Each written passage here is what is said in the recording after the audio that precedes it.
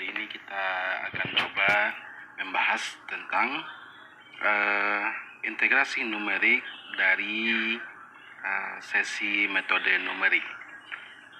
Kita tahu bahwa di dalam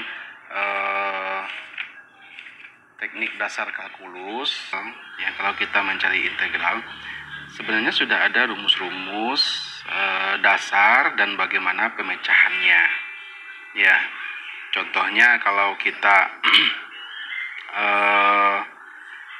misalnya kalau kita mencari integral dari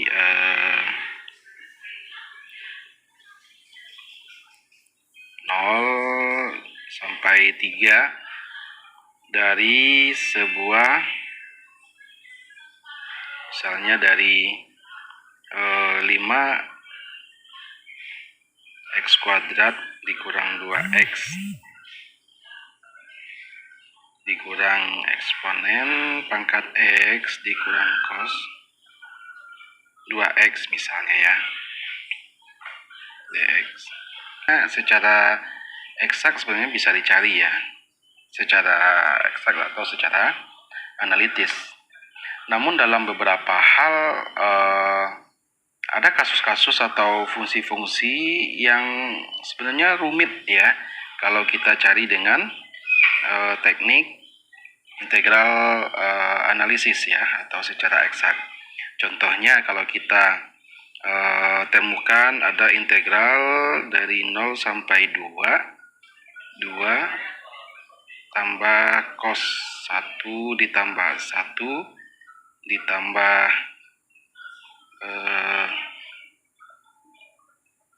tambah misalnya x 3/2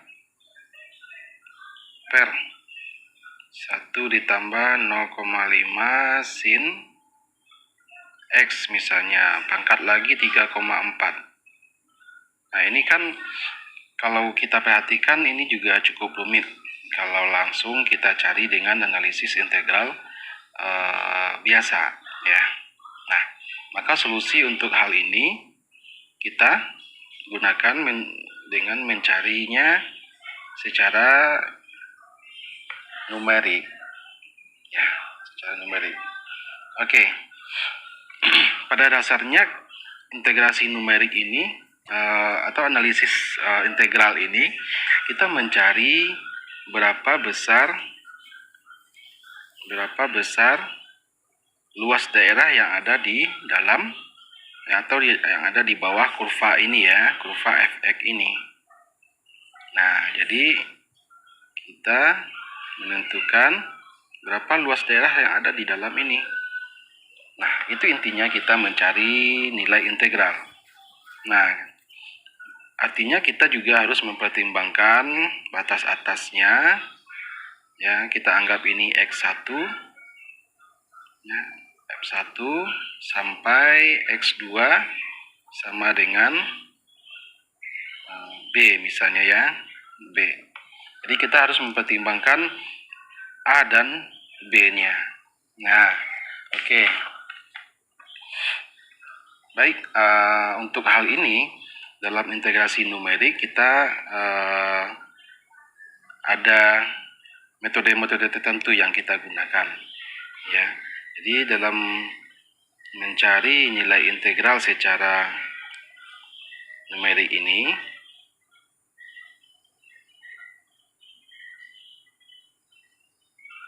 nah, kita dengan metode bias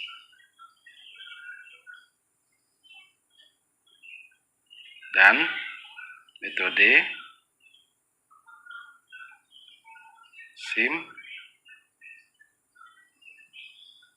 Simpson.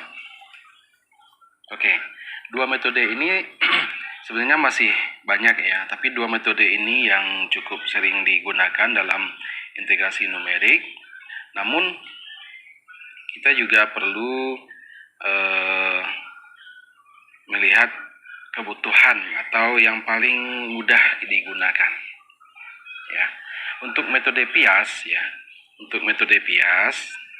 sebenarnya untuk metode bias ini ya, metode bias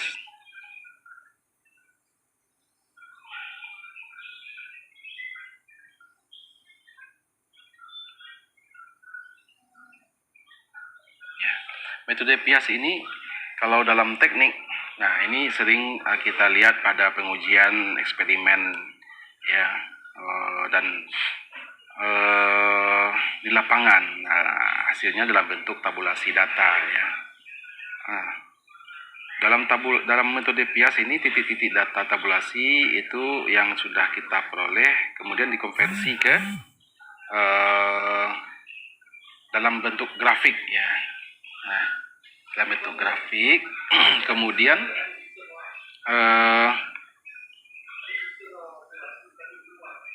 titik-titik tersebut kita bagi-bagi dalam bentuk pias-pias persegi. Nah, ya.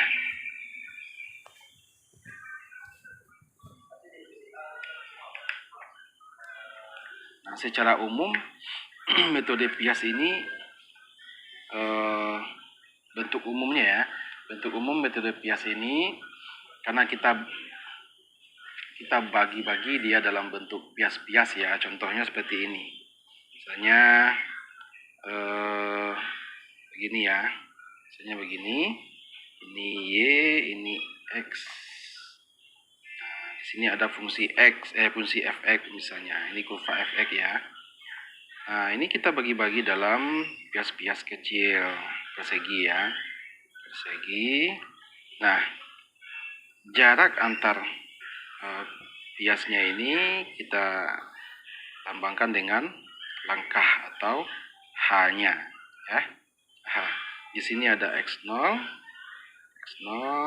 di sini X1, X2, kemudian Xn kurang 1, ini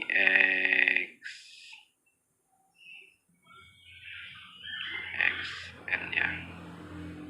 Oke. Kemudian di sini ada F0-nya, F1-nya, F2-nya, titik-titik, Fn kurang 1 di sini Fn. Ya. Nah, ini kita bagi pias-pias seperti ini. Ya. Bagi pias-pias. Kemudian bentuk umum dari metode Pias ini adalah ya, metode Pias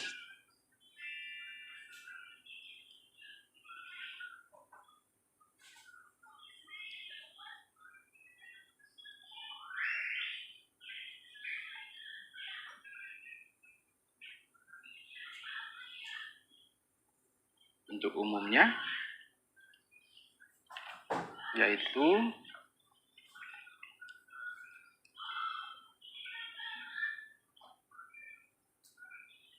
integral dari A sampai B fx sama dengan fx dx ya. Dx sama dengan H per 2 karena kita membaginya menjadi 2f1 ditambah 2f2 ditambah 2f n kurang 1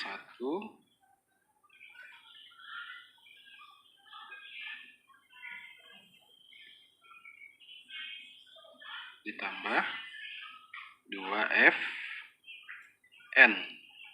Nah, ini bentuk umumnya ya. Kalau kita sederhanakan maka menjadi H per 2 F0 ditambah 2 sigma dari Fi tambah Fn I mulai dari 1 sampai dengan N kurang 1. Oke, ini bentuk umumnya. Kemudian metode yang kedua, kita pakai namanya metode Simpson.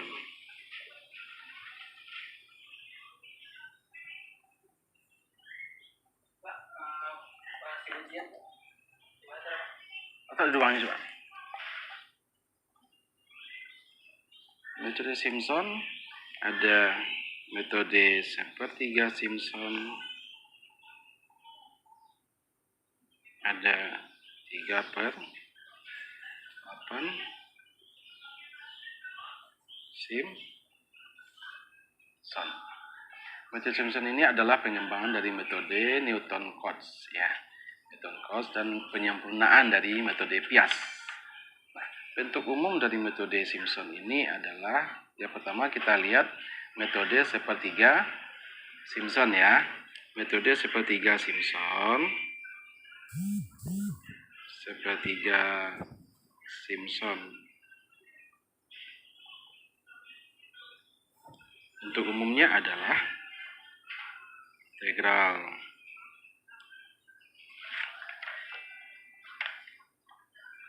ini ya.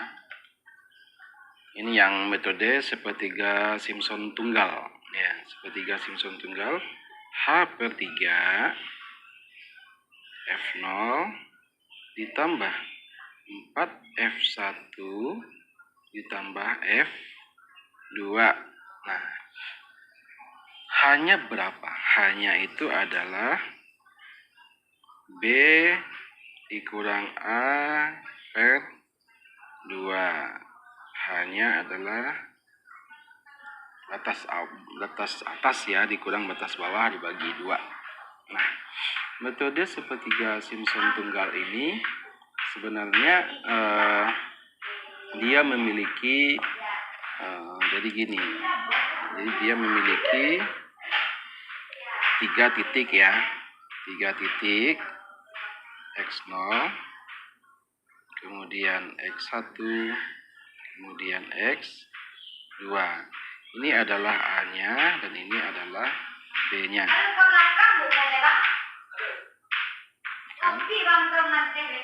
Nah, ini. Kemudian ini titiknya. Ya. Nah.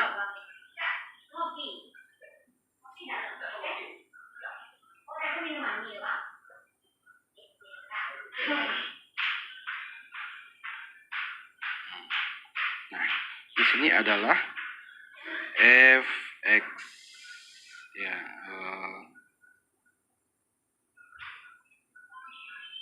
Nah, ini ya.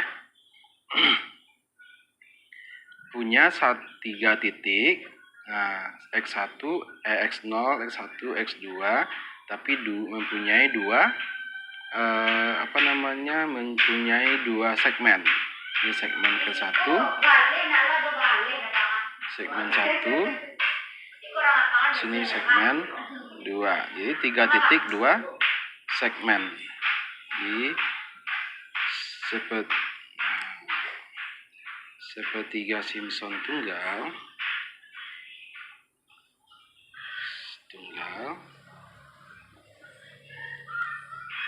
3 titik 2 segmen ya, 2 segmen. Kemudian untuk yang sepertiga Simpson gabungan. Nah, bentuk umumnya adalah H/3 ya, H/3 F0 ditambah 4F1 ditambah 2F2 ditambah 4F3 ditambah 2F4 titik tambah ya, tambah 2Fn dikurang 2 ditambah 4Fn dikurang 1 ditambah Fn.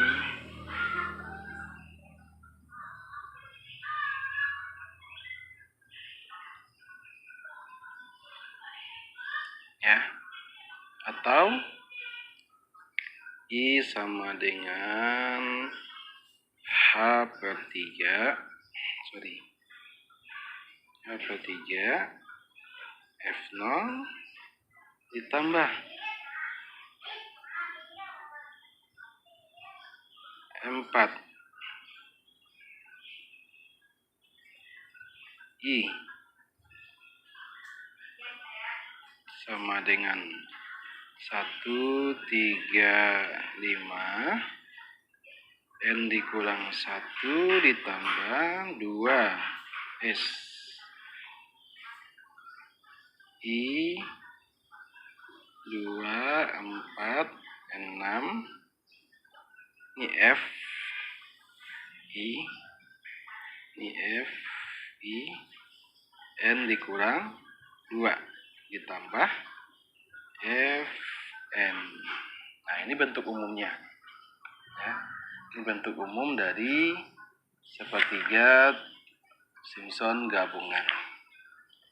Kemudian untuk sepertiga Simpson 3/8 ya, untuk metode Simpson 3/8 ya. Metode 3/8 Simpson. Nah, bentuk umumnya dapat kita lihat I sama dengan 0 3H ya. Fx dx sama dengan 3H per 8 F0 ditambah 3F1 ditambah 3F2 ditambah F3 ya, tambah 3 atau I sama dengan integral 3H Fx dx sama dengan B dikurang A dikali F0 ditambah 3F1 3F2 ditambah F3 per 8. Begitu ya. Ini bentuk umum dari metode 3/8 Simpson. Oke, itu dulu bahasan kita. Untuk contoh soalnya nanti kita lanjut ke video selanjutnya. Terima kasih. Assalamualaikum warahmatullahi wabarakatuh.